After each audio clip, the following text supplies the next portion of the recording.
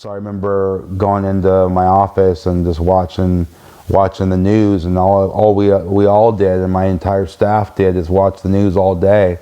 And I was thinking, holy shit, now what, right? And I'd called some of the mentors I previously worked with. I'd called a lot of people that I knew at a high level, and no one had the answer, which was very disturbing to me.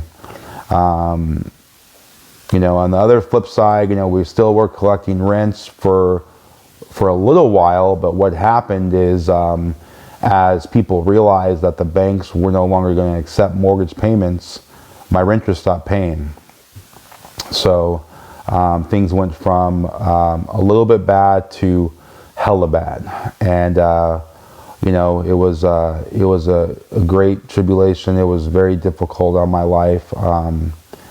I was in great loss. Spent the first time in my life, I was just confused. We had another son by that time. We'd been through a lot. My wife, we got married. We had been through a lot. We actually lost a child, which was devastation. Prior to being born, but nevertheless, it was going to be another child for me. Yeah, it was rough. My wife eventually, couldn't take the pressure, the stress that I was under, and she ended up leaving. So not only did I lose a lot, I lost my, my businesses. I lost my a lot of houses. I mean, we just couldn't refinance the debt. But it wasn't over. Definitely wasn't over for me.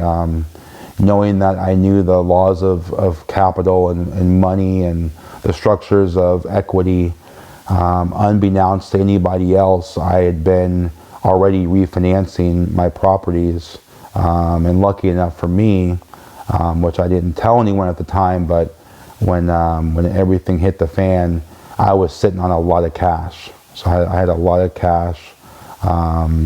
I remember, thinking I better transfer it to a different bank, and I played the transfer game for a long time because I was nervous that the banks were going to just completely shut down and my money was going to be lost. So I'd make sure that it was FDIC insured. I'd put a little here, a little there, but it was definitely the roughest time of my life.